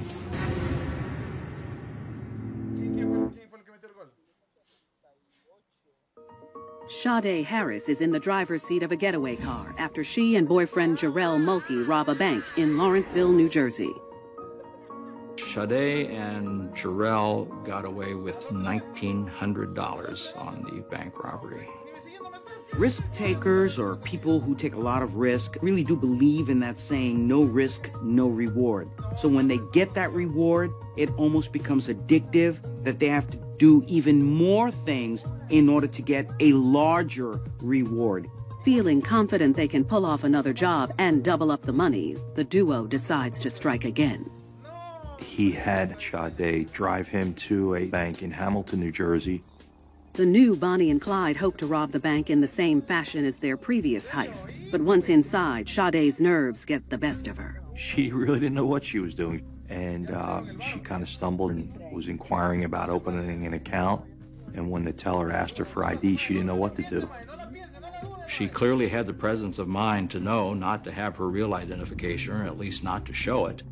But at the same time, she hadn't thought through what would happen when the teller asks for identification when she asked about opening an account.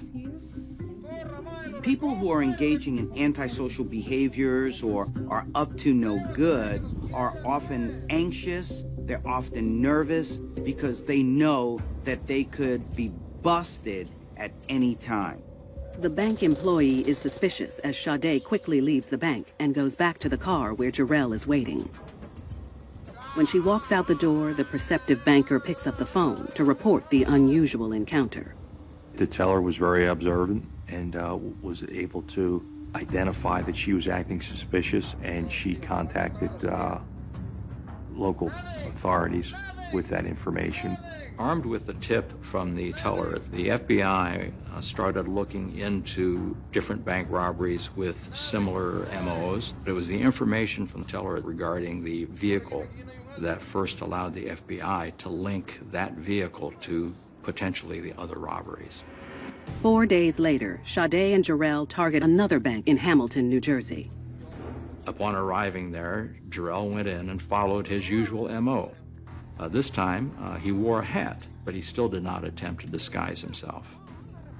He walks out of the bank, and this time, he has $1,400, and he drives off with Sade. As the couple takes off, they are unaware that a witness has spotted Jarrell leaving the bank and getting into Sade's car. The do-gooder is able to get the full license plate number and description of the car and calls the police. At that point, we were able to link that robbery to the Lawrence robbery, as well as the attempt or the casing of the Sun Bank in Hamilton, New Jersey. We looked at the surveillance video from all three banks, and we were able to determine what appeared to be the black male who entered those banks prior to the robberies, as well as the same black female. With the corroborated witness, they're able to get the name of the owner of the car. And the owner of the car is none other than Sade Harris. Sometimes even good kids do bad things, and it's either because of being influenced by a negative peer group or just plain teen rebellion. Meanwhile, the couple continues to spend the money from the robberies on booze and partying around Jersey, completely unaware that their wild nights of drunken debauchery are numbered. A couple days after identifying Sade as the getaway driver, the FBI and the local police pay her a visit at her parents' house in Trenton, where she lives. They told her of the nature of the investigation and indicated to her that her vehicle, or at least a vehicle looking like hers, had potentially been involved in a number of bank robberies. Knowing that the jig is up, Sade makes a stunning admission. She acknowledged her role in the bank robberies and exactly what she did, as well as Jarrell Mulkey, where they went after the bank robberies, what they did with some of the proceeds. Sade's cooperation included her not only acknowledging that Jarrell Mulkey was the other individual involved, but she identified him and specifically identified specific photographs from bank surveillance videos as Jarrell Mulkey being the individual depicted.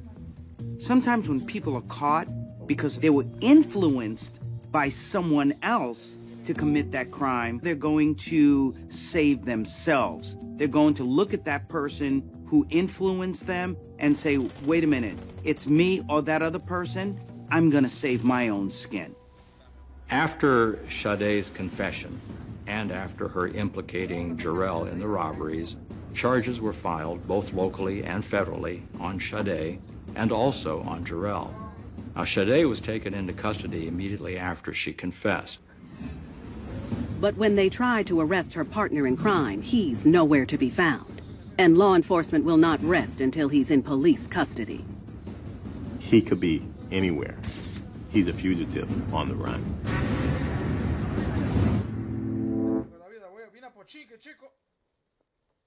Garden State gal Sade Harris sits in the back seat of a police car on robbery charges, while her fugitive boyfriend of 2 months, Jarrell Mulkey, has made his way back to Houston.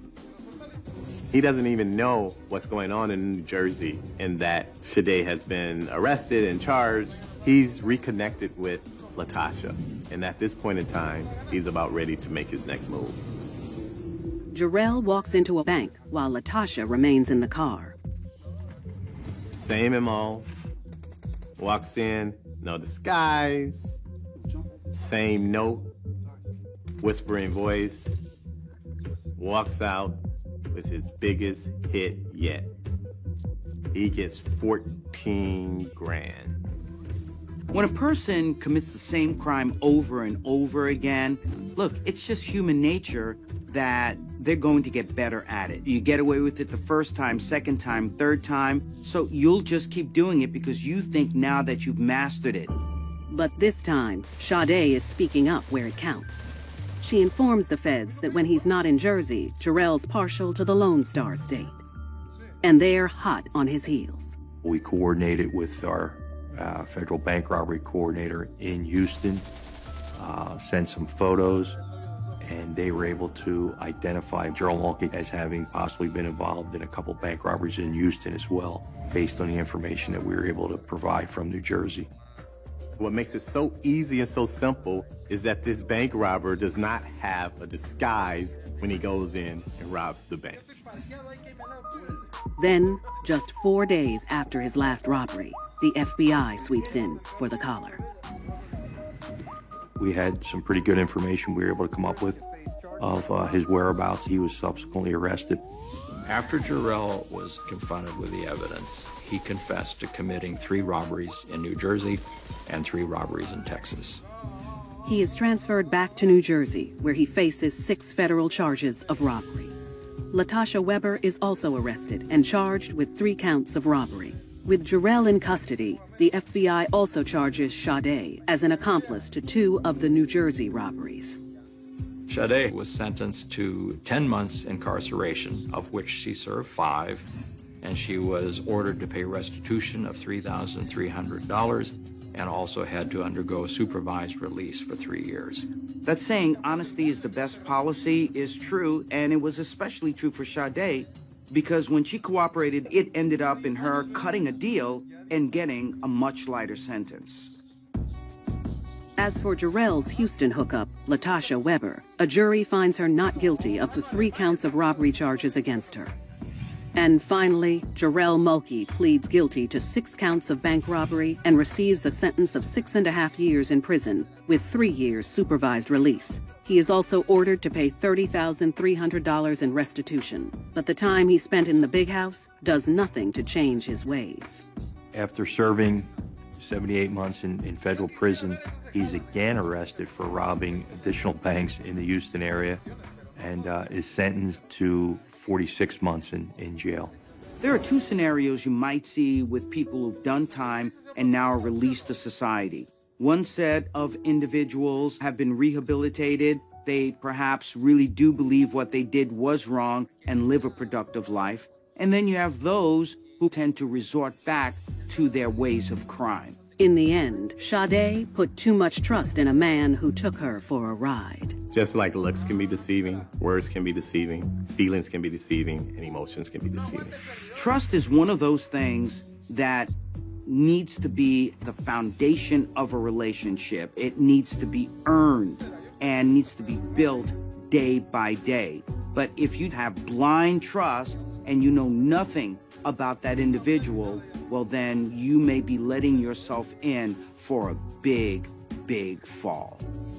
I think my advice to anybody is to really be careful before you get into a committed relationship. If what they're doing is something that is risky or can get you into trouble, I would turn and run as fast as I could.